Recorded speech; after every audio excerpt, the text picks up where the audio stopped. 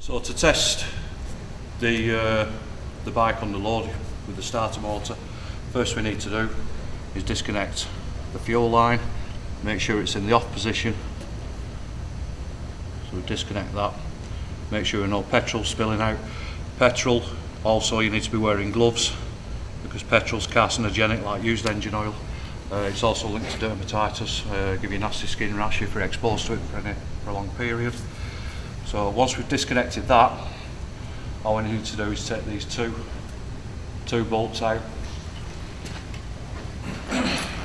And also there'll be an electrical connection underneath the petrol tank that we need to take off, but we can't get to that until we take these two bolts out. So when you're taking it out, try not to allow the ratchet to make contact with the tank so it doesn't chip the paintwork.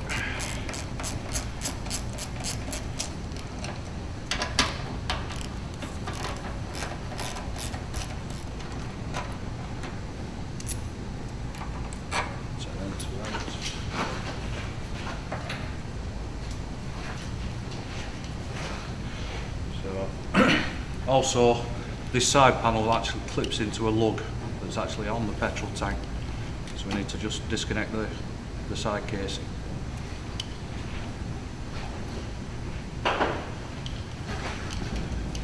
So should be able to raise it up.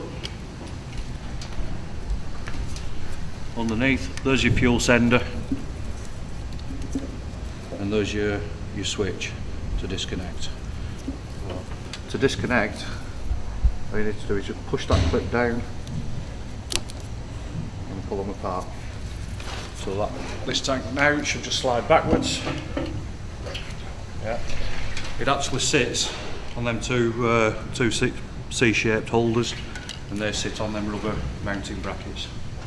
We'll put the tank somewhere safe right away. Part of the task is you have to test the starter motor while it's under load. The easiest way to do it, a lot of people just pull the HT lead off, but there's still power going down to the HT lead. So you need to trace the wires back to the coil and just disconnect the coil. So it's just that black and yellow wire. That'll stop any spark creating in the system.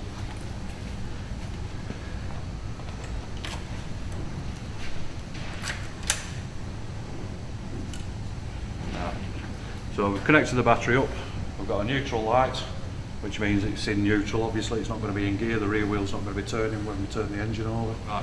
When you're testing it under load, at the moment it's 12.3, which is still a bit low, but if you turn the engine over it shouldn't drop below 9 volts. If it drops below 9 volts it means your starter motor, the bushes are worn and you might need to replace them. So if we just press the starter button, yeah, that's fine. It went down to 9.8, which is okay.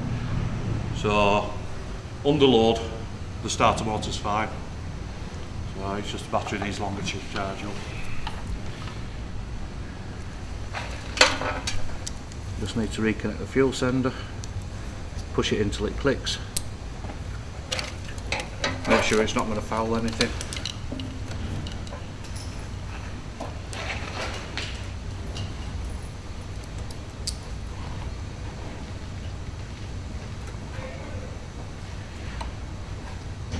Make sure the rubber spacer is fitted in between there.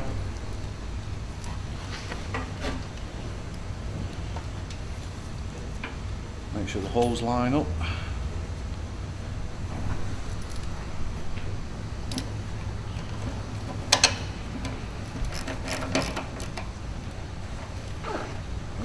So I'll clip the side panel back in.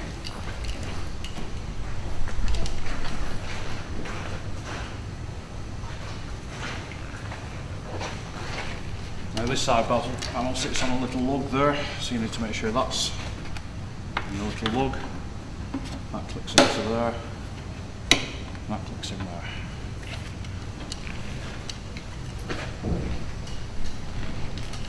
Finally, you notice the seat has a little lug on it there, that sits under there.